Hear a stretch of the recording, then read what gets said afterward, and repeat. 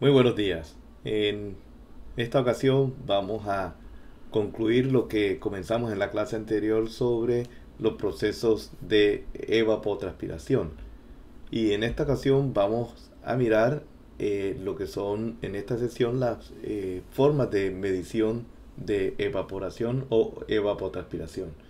Conocimos inicialmente que la evaporación es un proceso natural de cambio de estado de una sustancia líquida a una forma gaseosa. En este caso hablamos nosotros del vapor de agua, y que la evaporación potencial es la cantidad máxima de agua que se podría evaporar de una superficie determinada con las condiciones ambientales como temperatura, humedad, velocidad del viento, y es una medida teórica que nosotros utilizamos a menudo para el tema de planificación y gestión de los recursos hídricos. Por otro lado, la evapotranspiración real se refiere a la cantidad de agua que realmente se está evaporando en una ubicación y un tiempo o un periodo específico. Esta evapotranspiración real puede ser menor que la evapotranspiración potencial debido a la limitación de otros factores como la disponibilidad de agua, la cobertura vegetal, las características del suelo, como lo vimos nosotros en la clase anterior. Esto hace que nosotros podamos y miremos un poco cómo vamos a hacer esas mediciones de evapotranspiración. Y es el caso en el cual la evapotranspiración potencial la vamos a hacer a través de ciertos instrumentos. Es decir, como es tan difícil y es difícil medir el flujo de vapor, entonces nosotros lo que miramos o medimos es más bien el cambio de la cantidad de agua que está almacenada. Y para eso los instrumentos que hacemos son instrumentos que sirven para medir entonces la evaporación potencial y la evapotranspiración real. Y uno de los más utilizados, como lo vemos acá en esta tabla tomada del libro de Ward, eh, para la evapotranspiración potencial existe lo que son el tanque o la bandeja de evaporación, que es lo más común, y ya vamos a mirar entonces en qué consiste, que es un instrumento que nos mide un tanque lleno de agua que realmente se coloca como una superficie o en un contorno semejante a donde realmente queremos medir el proceso de evaporación, y medimos la cantidad de agua que se pierde en determinado tiempo debido solamente al proceso de evaporación. Y la evapotranspiración real, pues la podemos medir a través de instrumentos que sean económicos, como instrumentos que son un poco más complejos y más costosos. Entre los económicos pues está medir lo que es la pérdida del contenido de agua del suelo, o a través de también de lo que miramos y lo que ya ustedes hicieron en la primera parte de esta clase de hidrología, que era el balance de agua. Entre los más complejos está el lisímetro, que es un instrumento que se utiliza para medir la evaporación de la superficie del suelo y la transpiración de las plantas en un área determinada, y es una caja enterrada en el suelo con plantas en su interior, y mide la cantidad de agua o la cantidad de agua que se necesita para mantener el suelo húmedo. Lo veremos a través de un video. También por eso dice acá que se puede pesar o no pesar. O sea, pesado quiere decir que estamos pesando continuamente ese tanque para saber cuáles son las pérdidas que hay de humedad, tanto por transpiración o pérdida de evaporación por el suelo, o los que no se pesan. Y estos no pesados pues tienen una serie de sensores que también miden los cambios que hay de humedad. Estos no pesados también se utilizan por percolación para saber cuánta agua se resume en la parte inferior, o manteniendo una tabla de agua constante, y cada vez que le adicionamos agua miramos cuánta agua le hemos adicionado y sabemos entonces cuánta agua se ha perdido en este sistema que veremos a continuación. Pero primero, el sistema más simple de todos, que viene siendo la bandeja de, de evaporación, o el tanque evaporímetro, que es un instrumento utilizado para medir esta evaporación real del agua en una ubicación determinada y consiste en, como lo vemos en la figura, en un tanque cilíndrico hecho de metal bueno, de cualquier material, pero usualmente de metal, que se llena de agua y se coloca en una superficie similar en el entorno. Como vemos en la figura, este es el estándar que se utiliza. Tiene que ser un tanque con un diámetro de 1.2 metros aproximadamente, con una altura de 0.25 metros. Además, el tanque tiene en su interior, como lo ven, una sitio donde tiene una reglilla graduada que se utiliza para medir la cantidad de agua que se evapora durante un periodo determinado. Estos tanques usualmente se ubican en una zona que esté despejada y representativa de las condiciones climáticas que nosotros vamos a medir. Además, se debe evitar que esté cerca de cualquier tipo de obstáculos que puedan alterar el flujo de aire. Como vimos en la fotografía, incluso incluye a veces un anemómetro para medir la velocidad del viento, y como lo vimos en la clase anterior, esto tiene una influencia sobre los procesos de evaporación. Existen dos tipos de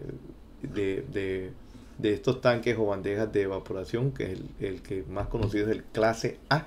Son evaporímetros estándar que cumplen con ciertas especificaciones y son adecuados para mediciones precisas. Se utilizan comúnmente en procesos de investigación y en la investigación de la evapotranspiración potencial. Los clase B son evaporímetros menos precisos y no cumplen con todas las especificaciones de la clase A, y se utilizan muy comúnmente en temas de agricultura y la gestión de recursos hídricos. Incluso cualquiera persona puede hacer una fabricación o fabricar un tanque con otras dimensiones y simplemente mirar cómo es el proceso de evaporación en su zona. Lo que sí tenemos que tener en cuenta, que esto tiene unos inconvenientes, porque solamente se está midiendo la evaporación del agua de la superficie del tanque y no la transpiración de las plantas, como lo vimos nosotros en la clase anterior. Por lo tanto, esto tiene que ser combinado para poder entonces establecer cuál es la evapotranspiración potencial a través del uso de unas constantes, como lo vimos nosotros en la clase anterior. Dicho esto, también, incluso como lo ven, este está sobre una superficie de madera, tratando de aislar la posible intercambio de calor que pueda existir entre el suelo y el tanque. Pero usualmente lo que se hace, incluso para disminuir los efectos que se tiene sobre estos tanques de evaporación o bandejas, es enterrarlos, dejar solamente el pequeño anillo sobre la superficie, para que realmente el tanque esté absorbiendo lo que realmente pasa a su alrededor. Y en los Estados Unidos se hizo unas mediciones para mirar cómo era la diferencia entre un evaporímetro o un tanque o una bandeja de estas enterrado versus los que no se enterraban. Y esta es la gráfica que resultó. O sea, aquí vemos una línea. Vamos a mirar primero qué es ese gráfico. Primero, aquí está la evaporación acumulada que se midió en 4 diferentes tipos de tanques o evaporímetros. Y aquí está la evapotranspiración potencial acumulada, que se midió en un densímetro, que es una metodología, como vamos a ver, mucho más aproximada y real. Entonces vemos que la línea gruesa punteada es de una evaporímetro enterrado. Y 1,1 quiere decir, está pendiente de que todo lo que se mide es igual, es decir, la medición acumulada por el densímetro es igual a la evaporación acumulada. Entonces la línea gruesa punteada, como vemos, es similar o casi similar a la del insímetro, es decir, que si lo enterramos podemos tener incluso unas mediciones mucho más precisas. Sin embargo, en los que no son enterrados, que son estos tres que están aquí, las líneas punteadas más delgadas, pues vemos que tienen una potencial de sobre predecir la evaporación. Entonces vemos que se pueden distanciar valores de 20-25% de los valores que fueron medidos a través de un evaporímetro enterrado. Entonces ahí está la diferencia. Esta es la forma como nosotros podemos estar midiendo entonces la evaporación. Es un proceso bastante sencillo y si seguimos la norma de hacer el estándar, podríamos estar inclusive enterrando nuestro sistema y haciendo una medición mucho más real. Sin embargo, sabemos los inconvenientes operativos que tendría enterrar este tanque por la cantidad de posibles sucios que podría entrar, etcétera. Es decir, que se requiere un poquito más de mantenimiento cuando podemos hacer o enterramos un evaporímetro. La otra manera, como lo vimos en la gráfica, es que podemos hacer entonces medir o hacer balance de agua. Entonces vamos a mirar ese tema del balance de agua. Aquí es también tomado del libro de Ward y simplemente lo que se mira en la ecuación es una ecuación simple de balance hídrico, simplemente que está despejado el valor de lo que sería la evapotranspiración en milímetros al día. Pero si ustedes ven acá en la fórmula está el delta T, que si nosotros multiplicamos este delta T o el diferencial de tiempo por la evapotranspiración, nos da la cantidad en milímetros de lo que se ha evaporado. Si esto está en milímetros días y este sería días, entonces nos da la cantidad en milímetros. Esto es igual a, y medimos esto como entradas y salidas, es decir, una salida del sistema viene siendo entonces lo que es la infiltración, es decir, el agua que está percolando por fuera del suelo. Y el D que vemos nosotros acá viene siendo el drenaje que se escapa a través del suelo. Vamos a hacer una gráfica para explicar mejor esto. Esto es, supongamos, es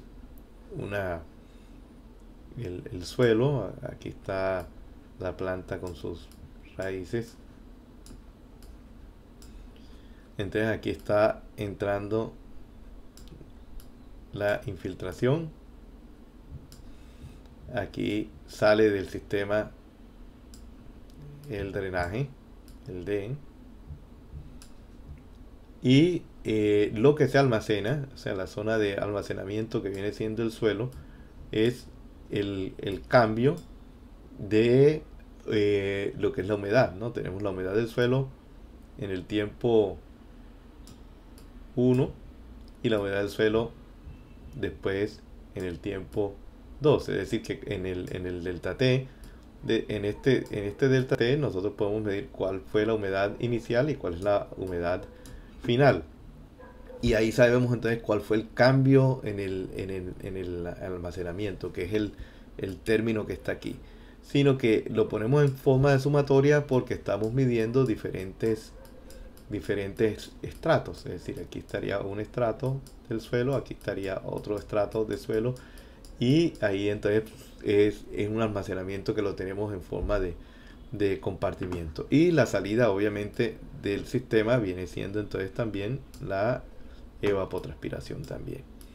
Entonces, si vemos en la gráfica, la gráfica tiene entonces que la entrada menos las dos salidas debe ser igual al cambio de almacenamiento. Es decir, aquí lo que pasa es que ya la ecuación está despejada, y por eso vemos entonces la fórmula como está aquí. Es decir, que ya despejamos de esta lo que sería la evapotranspiración en función del delta de tiempo, de los cambios de humedad en los diferentes estratos de suelo, lo cual nos daría a nosotros, esto que está aquí pues viene siendo el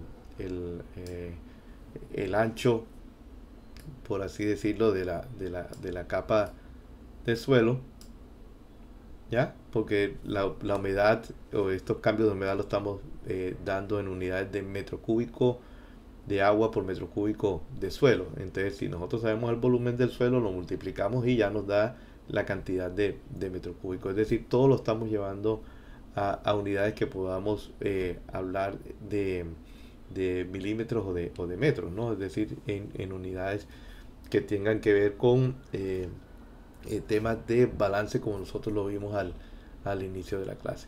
Entonces, a través de esta ecuación simple, nosotros podemos medir cuál es la evapotranspiración, midiendo entonces los cambios de humedad en los diferentes estratos de suelo, midiendo cuánto cayó de agua, es decir, si es por irrigación o es lluvia, y también midiendo la cantidad de agua que sale del sistema. Es decir, que tendríamos que tener una serie de instrumentos para poder hacer este tipo de mediciones que sería mucho más preciso para poder establecer cuál es la evapotranspiración en un sistema que nosotros podamos determinar a través de sensores. También podemos hacer este otro balance, pero ya un poco más macro, por así decirlo. En este caso hacemos el balance hídrico, y sabemos que al igual que en el otro caso tendríamos una zona, puede ser un cultivo o una cuenca, donde la salida del sistema pues viene siendo la evapotranspiración real. Sabemos que a esta zona, si le cae lluvia, tenemos precipitación, y obviamente también se genera un proceso de escorrentía o salida de la cuenca debido a esa precipitación. Pero igual podemos tener unos flujos de agua subterránea, es decir, de entrada o de salida del agua subterránea. Por eso aparece aquí como un delta G. Y también podemos tener cambios en la humedad del suelo. Es decir, que en el sistema nosotros podemos tener entonces un cambio de humedad, y ahí registramos entonces en ese cambio de humedad lo que es el almacenamiento del agua en el suelo. Entonces obviamente también es como nosotros lo vimos al inicio en lo que es el balance hídrico. Cuando se hacen mediciones en periodos más cortos, pues se tiende a eliminar lo que son los cambios en el agua subterránea. Perdón, cuando estamos hablando de periodos largos. Entonces aquí lo que hacemos es que eliminamos estas variables de lo que tienen que ver con el cambio en el agua subterránea y la humedad del suelo, y nos quedamos entonces con estos dos términos de precipitación y escorrentía para calcular entonces con esta fórmula lo que sería la evapotranspiración real. Entonces, al igual que pues este es más preciso, más hacia un sitio específico. Tendríamos que colocar sensores para medir humedad del suelo a diferentes estratos, medir cuánta cantidad de agua cae en el sitio a través de un pluviómetro, y también mirar cuál es el flujo de agua de salida del sistema. Es por eso que se trabaja en medición de la evapotranspiración a través de linsímetros. Estos pues son mucho más sofisticados, mucho más costosos, pero mucho más precisos a la hora de medir cuál es la pérdida de agua por evapotranspiración. Y en este que vemos, en esta gráfica que es del libro de Martin Hendricks de Introducción a la Hidrología Física, es, consiste en mantener una tabla de agua de manera constante. Es decir, que si nosotros, perdón, miramos de manera constante, quiere decir que cualquier pérdida de evaporación o evapotranspiración a través de las plantas, obviamente, y a través de la evaporación del suelo, se registra es por una pérdida de agua en el sistema. Es decir, si nosotros tenemos que inyectar agua al sistema, esta cantidad la podemos medir para mantener este nivel, pues entonces ahí estamos compensando del proceso de la pérdida de agua que se da a través de las raíces y obviamente de los procesos de transpiración de las plantas y evaporación del suelo. De una forma de cómo podemos hacer estas mediciones. Usualmente, bueno, vamos a mirar el video. Este video, yo creo que va a haber problemas con el sonido. Voy a tratar de explicarlo. Es tomado de mi universidad, la Universidad de Guelph en Canadá, donde se construyó una estación de lincímetros para medir precisamente no solamente el tema de la evapotranspiración, sino otros temas importantes que tienen que ver inclusive con el cambio climático. Miremos el video.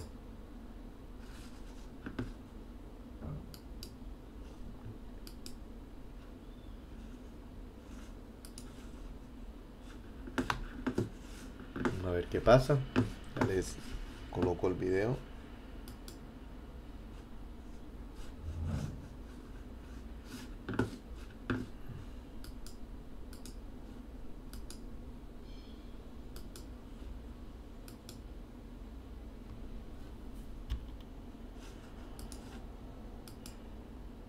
Listo. Si parece que hay problemas con el sonido, pues aquí hay una introducción sobre lo que es la problemática del suelo y los cultivos, la pérdida del suelo, que es bastante importante porque se pierde una gran cantidad de nutrientes, pero en esta infraestructura que ven ustedes ahí es una infraestructura en la cual se hizo para medir lo que es el balance del agua y el balance de los nutrientes en el suelo. Eso, como lo vemos, consiste en un tanque cilíndrico que se entierra, prácticamente no se aísla, pero se mantiene el entorno tal cual como es alrededor. Hay unos sensores de peso, porque pesa es la cantidad de la variación del peso, pues ahí estaría la variación de la cantidad de agua que se transpira, ¿no? Y es obviamente en este caso pues se colocaron 9 con diferentes tipos de suelo, diferentes tipos de rotación de cultivo para mirar las implicaciones que esto tiene con respecto a la humedad. También pues mide a través de una serie de sensores los gases de dióxido de carbono y otros que salen, pues también tienen sensores de humedad, de agua, dióxido de carbono, etcétera, ¿no? Estos datos se llevan a una estación. Aquí también se mide no solamente eso, sino también velocidad del viento, radiación, es decir, toda la serie de datos que se necesitan para poder entonces establecer con bastante precisión las variables ambientales e hidrológicas para medir no solamente la evapotranspiración y también relacionarlo con otras variables meteorológicas, sino también otros temas como pérdidas de suelo y, como lo vieron ustedes, también la emisión de gases efecto invernadero.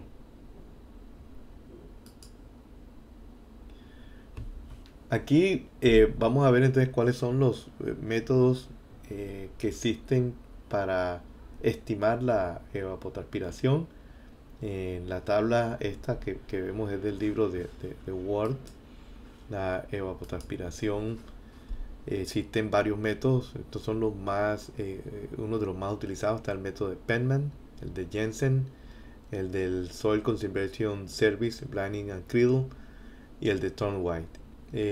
Y vemos entonces qué tipo de variables son las que utiliza o necesitan este tipo de modelos. Entonces, como vemos, el más simple es el último, el de Thorne White. Es un modelo que solamente necesita la temperatura del aire. Después le sigue en menos información necesaria el método del Soil Conservation Service, que necesita la temperatura del aire y dónde está ubicada la zona para hacer la estimación de la evapotranspiración. Subimos en más información climatológica hasta el método de Jensen, que necesita no solamente la temperatura del aire, sino la elevación, es decir, a dónde está ubicada sobre el nivel del mar, y también lo que es la radiación solar, o sea, cuánta es la cantidad de radiación solar que llega al sitio. Y por último está el método de Penman, que además de la temperatura del aire, la radiación solar, la elevación, necesita la humedad relativa y también necesita la velocidad del viento. Entonces, como vemos, vamos a mirar una serie de ecuaciones que nos permiten, y ya algunas las hemos visto, lo que es la presión de saturación de vapor, con el fin de tener uno de estos parámetros, como lo vemos aquí, que viene siendo la humedad relativa o el déficit de presión de vapor. Entonces veamos primero esa parte, ya después vamos a ir viendo por componentes los diferentes tipos de modelos que existen, con el fin de compararlos con la forma como vamos a hacer mediciones o los cálculos para estimar la evapotranspiración. Entonces miremos primero lo que es la presión de saturación de vapor.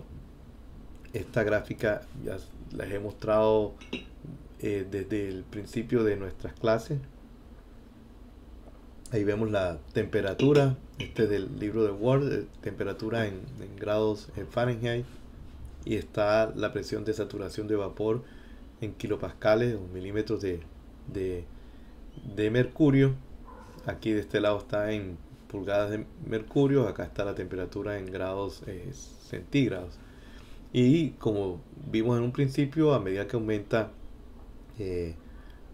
la temperatura, nosotros tenemos entonces un aumento de la presión de vapor, ¿no? Entonces ya eso pues lo sabemos por la capacidad que tendría el aire de soportar mayor cantidad de moléculas de agua en la parte atmosférica, ¿no? Entonces, de igual manera, pues nosotros vamos a ver, o vimos pues prácticamente la ecuación con la cual nosotros establecemos esa curva en función de la temperatura, ¿no? Okay. Ok, listo. Entonces quedamos acá en esta gráfica. Ahora que demostrar las ecuaciones, estaba mirando qué pasaba con las diapositivas. Esta ecuación ya la vimos, es la expresión en la cual se calcula la presión de vapor en kilopascal en función de la temperatura en grados centígrados. La presión de saturación o de vapor real, pues sabemos que es una relación que está establecida a través de una expresión donde multiplicamos la humedad relativa que está dada en porcentaje, por eso se divide aquí entre 100 y se multiplica por la evaporación o la presión de saturación de vapor. Es decir, que aquí estamos mirando cuál es lo real, o sea, la presión de vapor real que está dada con esta relación debido a lo que es la humedad relativa. Recuerden que la humedad relativa nosotros en un principio habíamos establecido que se calculaba como la relación que hay entre la presión de vapor real sobre la presión de saturación de vapor, ¿no? Esto pues obviamente expresado en porcentaje se multiplica por 100. Esto simplemente estamos despejando de la ecuación lo que es la presión de vapor real, ¿no? Esto con el fin de, porque a nosotros nos interesa, y yo creo que de pronto es bueno que recuerden cuando hablamos de la ley de Fick y otras en las cuales el déficit que existe es la fuerza que hace, la fuerza motriz que hace que se acelere la presión de vapor. Es por eso que conviene es mirar entonces cuál es el déficit de la presión de vapor, que quiere decir que la presión de saturación de vapor a lo máximo que puede llegar, pues la diferencia que hay entre la real y esa pues viene siendo como ese déficit de presión de vapor, y hay varios métodos con los cuales nosotros podemos estimarla o calcularla. Entonces ese déficit de presión de vapor, que es E sub S menos G sub D, lo podemos medir a través de un E sub S con la temperatura promedio menos E sub S a la temperatura del rocío, que es la temperatura que se alcanza a las 8 de la mañana, que está aquí, a las 8 de la mañana. Es decir, podemos tomar las temperaturas promedio del día y calcular entonces un SUS promedio, y le quitamos el SUS a la temperatura a las 8 de la mañana, y ahí nos da cuál es el déficit de presión de vapor. Es un estimado, ¿no? Como para más real, pues viene siendo el método 2, en el cual ese potencial es igual nuevamente al SUS con temperatura promedio, y le disminuimos entonces o le quitamos el tema de la humedad relativa, es decir, que es más o menos como esta ecuación donde estamos reemplazando el E sub D por este valor, pero simplemente estamos estimando el E sub S como un valor promedio, ¿no? Entonces, es prácticamente la misma ecuación, pero con esa pequeña conversión, ¿no?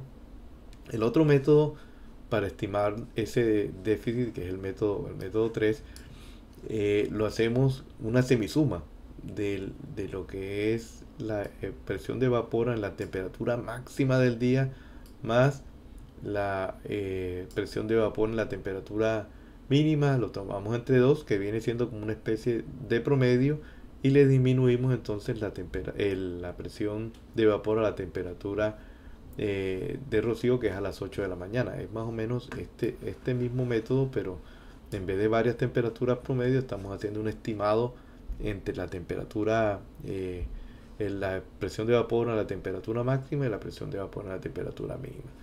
La temperatura promedio que vemos tanto en esta como en esta ecuación, pues es tomando o haciendo la semisuma de la temperatura máxima más la temperatura mínima entre dos, ¿no? Entonces ahí con estas ecuaciones que vemos, es decir, desde aquí prácticamente, podemos estimar cuál es el déficit de la presión de vapor. Entonces, en las metodologías que vayamos a ver o en las mediciones que necesitemos, si necesitamos entonces calcular el déficit de presión de vapor, lo hacemos a través de estas ecuaciones que están establecidas acá.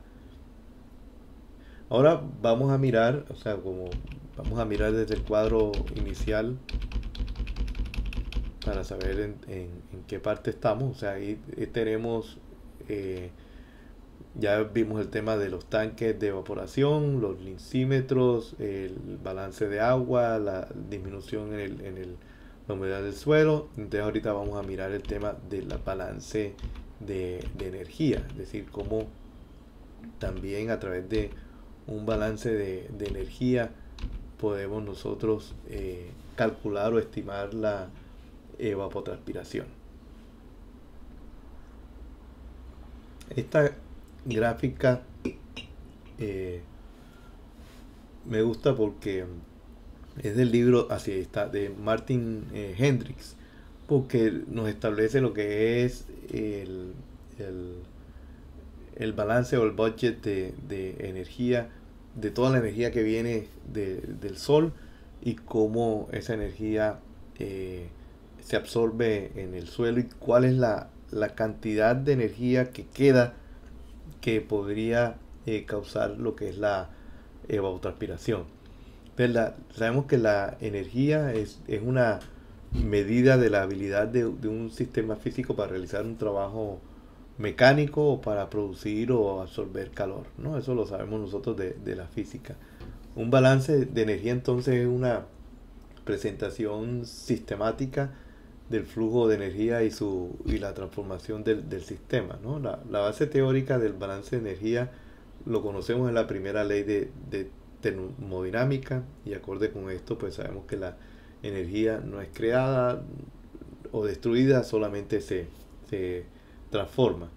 Y un cuerpo de alta energía como es el Sol emite radiación de onda corta, y un cuerpo con baja temperatura como es nuestro planeta irradia entonces una eh, radiación de onda larga.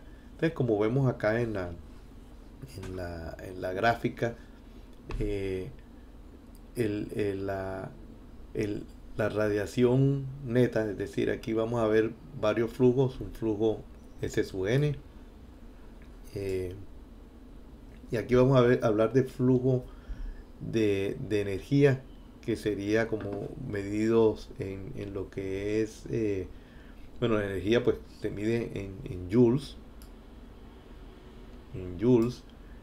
eh, y como aquí estamos hablando de flujo de energía, sería por unidad de área, en este caso pongamos metro cuadrado,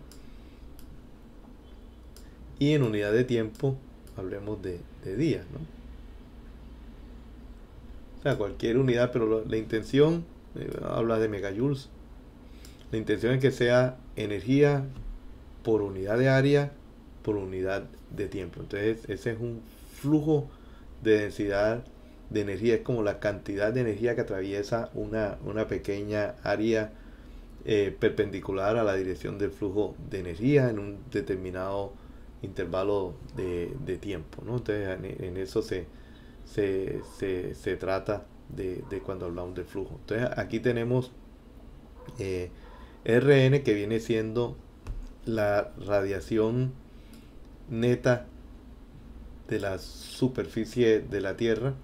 Esta radiación pues usualmente puede ser medida por un radiómetro o determinada a través de la radiación que llega a la superficie de la Tierra, que es Sn, menos la irradiación o reirradiación más bien de onda larga, como dijimos al principio, de la superficie de la Tierra. Es decir, que nosotros la radiación neta que llega pues es igual a lo que entra menos lo que sale de flujo de energía. Entonces, pero tendríamos que mirar cuál es la cantidad que entra y cuál es la cantidad que sale. Pero primero veamos este Rn, que es la radiación neta que nos queda.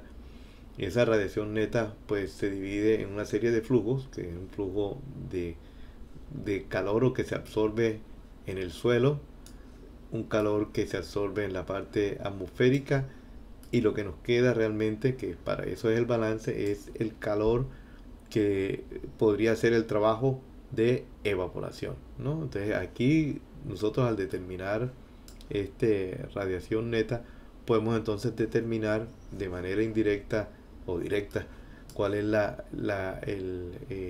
cantidad de energía que podría estar causando lo que es la evapotranspiración.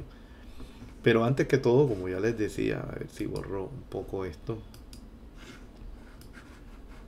eh, debemos entonces estimar cuál es la cantidad de, de radiación que llega a la Tierra. Es decir, este sería nuestra, perdón, se regresó, nuestra incógnita, por decirlo ahora en este momento, cuál es el S sub n, o sea, cuál es la cantidad de radiación que está llegando. Pero para mirar eso, pues nosotros podríamos saber cuál es la cantidad de energía que está llegando del Sol. Y sabemos que por temas de nubosidad y otros fenómenos, pues no todo va a llegar hacia la superficie. Solamente nos va a llegar un porcentaje que es S sub t. Por lo tanto, esa radiación que llega de manera directa como la que está acá es igual a un porcentaje de esa radiación S sub t. O sea que y este alfa, como lo vamos a ver, creo que en la siguiente diapositiva aparece, es exactamente, entonces se define como el albedo, que es la fracción de la radiación que es reflejada y que no es absorbida. La fracción de la radiación que es reflejada y no es absorbida. Es decir, si aquí nos llega S sub t, entonces si yo quiero saber la fracción que es reflejada, multiplico a alfa por S sub t. Entonces quiere decir que ahí hay una fracción que es reflejada y no se absorbe. Entonces para saber lo que se absorbe, es decir, si aquí llega S sub t y sale alfa S sub t, entonces si yo quiero saber cuál fue lo que se absorbió, si yo quiero saber qué fue lo que se absorbió, entonces simplemente entra S sub t, sale alfa S sub t, entonces yo quiero saber cuánto me quedó aquí. Entonces simplemente lo que hago es saber cuánto entró menos lo que salió. Lo que salió es alfa S sub t. Entonces por eso lo que se absorbe, si aquí saco factor común, me queda esta ecuación que está aquí, que es la misma que está aquí, ¿no? Eso es lo que se ha hecho, es decir, mirar, entonces yo necesito conocer los valores de esa fracción que están tabulados. Es decir, yo puedo conocer, y esta es una tabla también del libro de Hendrix, donde dice cuáles son los valores de ese albedo en agua en superficie de 0.08, en suelo arcilloso es de 0.11, si es un bosque estamos hablando de 0.15, si es una zona con gramas y cultivos de 0.23, un suelo desnudo de carácter arenoso es de 0.31, y si es nieve fresca es de 0.9. Ahí vemos, perdón, si ustedes nos vamos a la gráfica anterior, miren la nieve, ¿no?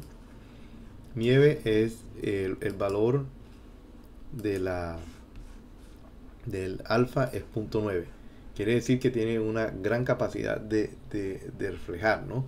En cambio el agua es de 0.08, es decir, que absorbe una gran cantidad de esa energía. Si vemos la gráfica anterior, entonces vemos que entre más grande sea alfa, menor va a ser la cantidad de energía que se absorbe.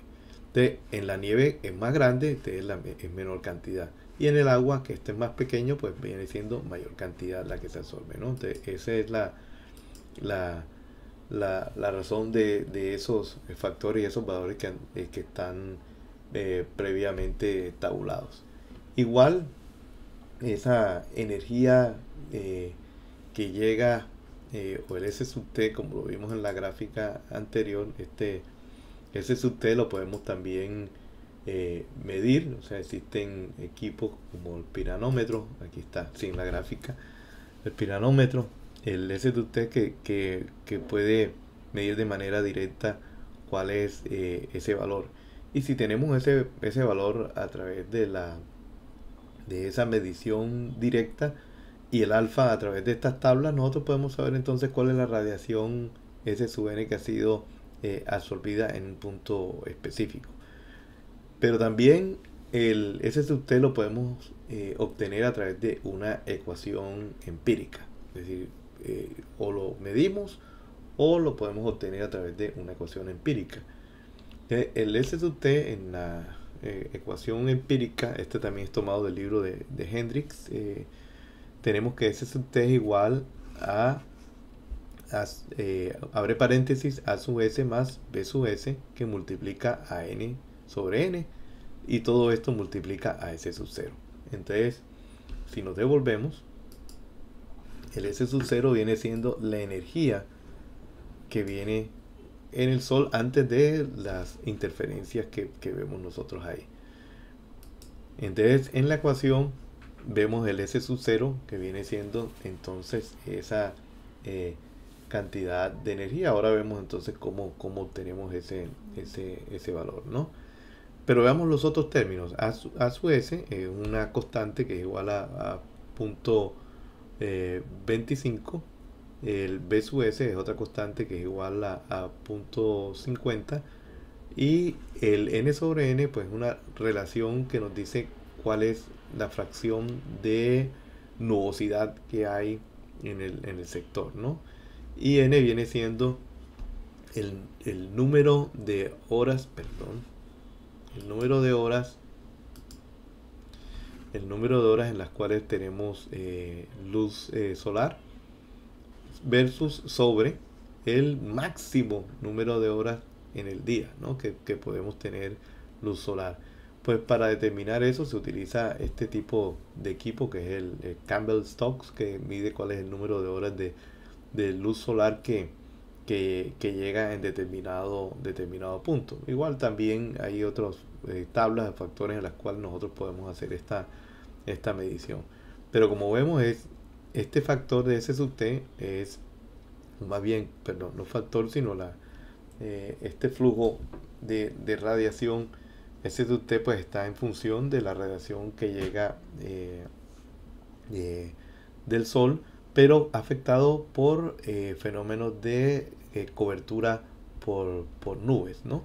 Ya sabemos los valores, aquí están. Ya después vemos los otros factores que aparecen aquí en la figura. El n sobre n, que puede ser obtenido a través de este tipo de equipos, y también veremos también cómo de otra manera podemos obtenerlo, ¿no? Este S sub t es el que vemos aquí, ¿no? Aquí en esta parte. Pero nos interesa saber cuál es la cantidad que se absorbe, el S sub n. Este S sub t que tenemos en esa ecuación lo multiplicamos entonces por 1 menos alfa. O sea, este S sub t lo multiplicamos por 1 menos alfa y tenemos entonces cuál es la cantidad, de radiación que ha sido absorbida, que es el S sub n. Es decir, simplemente colocamos la ecuación anterior sobre la ecuación anterior multiplicada por el 1 menos alfa. Quedamos en esta parte, ¿sí? En esta ecuación lo esencial es conocer la radiación S sub 0, como vamos a ver en la radiación del Sol, que pues obviamente va a depender del sitio, de la ubicación y del día del año. Ese sub 0 lo podemos obtener a través de esta gráfica tomada del libro de Martin Hendrix de Introducción a la Hidrología Física. Tenemos en un eje el día del año y en el otro eje la latitud, es decir, la ubicación. Como vemos, hay una línea continua azul que está señalada. Ese es la luz del Sol que llega de manera directa al mediodía, y vemos pues depende de la latitud donde se esté ubicando. Pero acá lo esencial es establecer el valor de la cantidad de la radiación de energía que llega o flujo por metro cuadrado día. dependiendo pues obviamente del día del año en el que estemos analizando y de la ubicación. Entonces, por decir cualquier ubicación, estemos en la latitud -50 en el día 100 del año, pues aquí podemos obtener entre estas dos curvas cuál es nuestro S, S sub 0, es decir, cuál es la radiación neta. Podemos tomar un promedio o interpolar para obtener cuál es la cantidad. Esto está en megajoules metro cuadrado día. Vemos también que hay una línea negra continua y cuyo valor es de 0, pues eso indica que es la noche polar, ¿no? Con esto, con esta gráfica estamos obteniendo entonces este valor de S sub 0 con el cual nosotros vamos a obtener el valor de S sub t como lo vimos en esta ecuación, y con el valor de S sub n, ¿no? Ahora nos hace falta complementar con la ecuación el valor del dn, que viene siendo entonces el número de días, donde, o más bien lo que la longitud o el número de horas que tenemos en el día, pues eso también depende de dónde estemos ubicados y de la época del año. En el libro de Hendrix también hay una tabla en la cual podemos obtener cuál es ese valor de dn, y como vemos acá, pues depende también si estamos ubicados en las latitudes norte o en latitud sur. Pues sabemos que esto varía dependiendo de nuestra ubicación.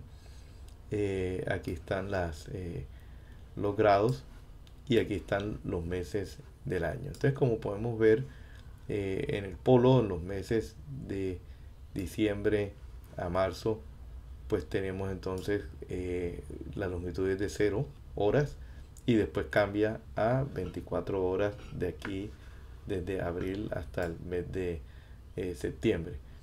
Y vemos pues cercano al Ecuador o en el Ecuador el número de horas de la longitud del día donde tenemos luz solar, pues es de 12 horas, ¿no? Entonces el N, entre más nos acercamos al Ecuador, va a ser de 12 horas, como lo vemos acá en esta tabla. Entonces ahí pues tenemos ya el siguiente valor que se expresa en la ecuación de la radiación, y para poder estimar cuál es la radiación absorbida. Igual pues vemos que en la ecuación de balance que vimos anteriormente, estamos en la ecuación donde está el balance del SN y el LN. Entonces nos falta obtener cuánto es el valor de esa reirradiación, y eso pues lo podemos obtener a través de una ecuación. Aquí pues estamos pasando nuevamente por todos los y entonces, bueno, ¿cuánto es ese? Es el valor de L sub n. Entonces aquí vemos en la gráfica que estamos buscando el valor de la radiación neta. Ya tenemos cuál es el valor de S sub n con las ecuaciones que vimos anteriormente, y ahora pues estamos buscando cuál es el valor de la reirradiación para quedarnos entonces con qué fue lo que fue absorbido. Esta se utiliza se obtiene a través de esta ecuación que está ahí, también nuevamente tomado del libro de Hendrix. Aquí vemos que esto depende de una constante de Boltzmann, Stefan Boltzmann, que multiplica la temperatura del aire. Aquí pues está en grados centígrados. Obviamente se lleva aquí a otro factor con la suma del 273 elevado a la 4, para poder entonces que el valor de la temperatura se pueda cancelar con este valor de temperatura acá, ¿no? Igual no, perdón, aquí se multiplica por estos factores que aparecen aquí en la tabla, que son los que adicionalmente habíamos visto, el AE y el B sub E, por la raíz cuadrada de la presión de vapor real. O sea que ya también, por eso vimos el tema de la evaporación, o la presión de vapor, perdón. Entonces ahí podemos establecer la presión de vapor real, conociendo la humedad relativa, pues ahí podemos establecer cuál es ese valor y lo colocamos acá en esta ecuación. Igual también cuando se abre paréntesis hay otros factores cuyos valores se encuentran aquí establecidos. Entonces aquí podemos tener los valores para aquí tenemos los valores para acá, y nuevamente con la relación que hay de n sobre n, es decir, el número de horas que actualmente le está llegando luz solar sobre el número máximo de horas, que es la longitud del número de horas con luz solar en el día, ¿no? Entonces, con este valor obtenemos, con esta ecuación, perdón, obtenemos el S sub n, ya sabemos cada uno de estos que está acá, y obtenemos entonces lo que sería la radiación neta. Entonces veamos en resumen qué es lo que obtenemos. Nosotros obtenemos la radiación neta con lo que sería la radiación que llega a S sub n, que depende de 1 menos alfa por S sub t, pero que el S sub t viene dado por por esta ecuación. Tenemos el S sub 0, que es la radiación que llega del solar, que llega en un punto específico, en una latitud específica y en un día específico a la Tierra, con la relación de n sobre n. Y por otro lado obtenemos entonces la reirradiación con esta otra ecuación, y con este balance pues podemos obtener, perdón, se rodó la diapositiva, con este balance podemos obtener entonces cuál es el R sub n, o la radiación neta que es absorbida. Una vez tengamos ese valor, más adelante vemos entonces que ese R sub n es una radiación que se absorbe, pero que a la vez existen unos flujos de calor que va hacia la atmósfera, es decir, que se calienta el aire por encima de la superficie terrestre y también se absorbe en el suelo. Y de esos flujos existe un diferencial, que es el que vemos acá señalado, que es la energía usada para la evaporación. Es decir, que ahí queda un flujo energético que a la larga después es utilizado por la evaporación. Y este es un factor lambda que se usa para transformar la energía, o más bien que al multiplicar por la evaporación en milímetro día, nos los pasa de milímetro día a un flujo de energía que es en megajoules metro cuadrado día. Es decir, que de esta manera en algún momento más adelante vamos a ver cómo podemos utilizar estas relaciones para estimar entonces cuál es el valor de la evaporación, ¿no? Con este tema, con estas relaciones a través de un balance. Un ejemplo diferente que fue utilizado por Jensen es una metodología semejante a lo que hemos visto, pero aquí en este caso él utiliza otro tipo de relación, aunque aparece nuevamente el R sub S, es decir, que nosotros que ya sabemos cómo se obtiene esta relación, que viene siendo el 1 menos alfa por el R sub S. Nosotros incluso el R sub S, como dice la gráfica, se puede medir. O sea, ya vimos el equipo que puede hacer ese tipo de medición. Entonces pues prácticamente podríamos nosotros establecer también el balance menos un R sub B, que es un factor de reirradiación que lo contempla el método de Jensen y lo estima a través de una ecuación. Es decir, aquí tenemos la radiación o el flujo de energía de entrada menos el flujo de energía que sale, pues viene siendo lo que se absorbe, ¿no? Entonces, ya nos concentramos en esta ecuación en lo que es el factor de R sub B, ¿no? El R sub B no es más que una relación donde hay un factor que multiplica el R P sub 0, que viene siendo, que depende de la latitud, y esto pues viene siendo afectado por factores que tienen que ver nuevamente por el tema de la nubosidad. Inclusive aquí Jensen agrega dos coeficientes A y B que se determinan por la climatología del sitio o del área de interés. Y dice que para zonas húmedas este valor de A es igual a 1 y B es igual a 0. Cuando son zonas áridas el valor de A es de 1.2 y el de B es de menos 0.2. Y para zonas semihúmedas o áreas semihúmedas el valor de A es de 1.1 y el valor de B es de menos 0.1. Es decir que este valor de A y B pues dependen de la climatología del sitio.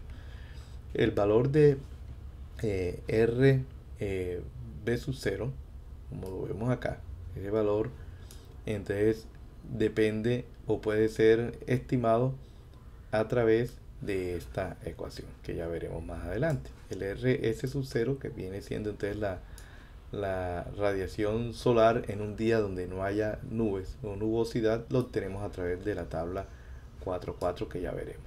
Entonces concentrémonos en el valor del RB sub 0. Ese valor de RB sub 0 viene siendo igual a una constante epsilon, que aquí vemos que se calcula y es función de la temperatura del aire por multiplicando la constante de Stefan Boltzmann, que es nuevamente igual 4.903 por 10 a la menos 9 megajoules metro cuadrado día Kelvin a la 4, lo cual yo tendría que revisar la constante que está en el libro de Hendrix, que dice que grados centígrados a la 4, quizás de pronto es grados Kelvin, porque en la ecuación se está sumando la temperatura más 273, lo cual nos daría el cambio a temperatura, ¿no? Bueno, sigamos y después revisamos esa parte. T viene siendo la temperatura promedio del día o del periodo de interés en grados Kelvin. Aquí pues se está sumando, como debe ser, los 273 más la temperatura en grados centígrados, para que la temperatura aquí esté en grados Kelvin, aquí epsilon esté en grados Kelvin a la 4, y obviamente ahí sí hay la cancelación que en el otro caso pues la temperatura en esa ecuación se coloca en grados centígrados para que nos dejen grados Kelvin, ¿no? Y de esta forma estimamos nosotros el RB sub 0. Como ven, es semejante a la ecuación que vimos de anterior, donde en ese caso pues también podemos saber a través de esas relaciones de temperatura cuál es la cantidad de energía que se reirradia después de absorber la energía que llega a través del sol, ¿no? Entonces, igual que esto, pues ahí tenemos esta ecuación con la cual obtenemos el R sub B, y obviamente de esa forma obtenemos entonces cuál es la cantidad de energía neta que queda para poder hacer el proceso de evaporación. Acá nos queda pendiente el RS sub 0, que dijimos que se obtiene a través de la tabla 4. Aquí está la tabla 4.4, en la cual vemos entonces que nos indica cuál es la radiación solar promedio. Esta está dada en megajoules metros cuadrados día para cielos sin ninguna nubosidad, pues depende de la latitud. Aquí vemos la latitud, obviamente aquí estaría la latitud norte hacia arriba y la latitud sur hacia abajo, y los meses del año. Es decir que la variación dependiendo de los meses del año nos da cuál es la radiación promedio solar que nos llega al planeta Tierra. Y como vemos entonces, dependiendo de la ubicación en la cual estemos, nosotros podremos indicar cuál es esa radiación o la variación dependiendo del mes del año en que nosotros queramos nosotros estimar esa radiación, y por ende la evaporación que resulte de ese valor, ¿no? Entonces, con esto nosotros completamos lo que es el proceso de radiación solar utilizando el método de Jensen, que es para nuevamente obtener el R sub n, y con ese R sub n obtener después, como lo veremos, lo que es el proceso o la evapotranspiración utilizando esta ecuación, ¿no? También, quizás de pronto para adelantar, recuerden que nosotros vimos que la velocidad del viento también es un factor que incide en la rapidez con la cual podemos tener un proceso de evaporación, porque en la superficie del agua se puede haber saturación de vapor, pero la velocidad del viento hace que se renueve de manera constante esta capa, haciendo de que la evaporación sea mucho más rápida. Entonces todo depende de la velocidad del viento. Y como vemos en esta gráfica, los perfiles de velocidad del viento dependen del grado de rugosidad bueno, de muchas cosas, pero el perfil, es decir, el cambio de la velocidad con altura, pues depende del grado de rugosidad que haya en la superficie. Y como vemos en la gráfica, en las superficies donde hay bastante altura y rugosidad, pues vamos a tener menos velocidad en la superficie que la que podemos obtener en la misma altura en otras superficies donde la altura de las perturbaciones sea menor. Es decir, aquí podemos tener mayor velocidad y, por ejemplo, ya en la zona costera, donde si no hay gran cantidad de vegetación o árboles, pues vamos a tener mayor velocidad porque tenemos menos perturbación. Lo ideal en este caso, para poder obtener nosotros la velocidad a la altura que nosotros necesitemos, con tener una medición en un punto 1, nosotros podemos obtener la medición o la velocidad en un punto 2 si conocemos los factores que alteran este perfil de velocidad, que inicialmente sabemos que lo que altera es la altura h que tenemos de la vegetación o de aquellas cosas que pueden perturbar el perfil de velocidad. Entonces nosotros, conociendo, si medimos la velocidad a una altura z1, a una altura z1, podemos conocer entonces cuál es la velocidad a una altura z2 a través de una relación o interpolación que podamos hacer a través del perfil de velocidad. Y esta es la ecuación. O sea, la ecuación es que nos relaciona la velocidad a una altura z1 y la velocidad a una altura z2 en función de h sub c, que viene siendo la altura de la vegetación, ¿no? Que es la que nos causa el cambio. Es decir, con tener una medición de la velocidad, sabiendo su ubicación o su elevación, podemos nosotros estimar, conociendo la elevación de un punto, cuál es la velocidad del viento. Despejando en esta ecuación podemos hacer entonces esa relación, que más luego, más adelante, vamos a utilizarlo en modelos de evapotranspiración o en cualquier tema que necesitemos conocer la velocidad a otra altura diferente a la altura donde hicimos la medición. Muchas gracias.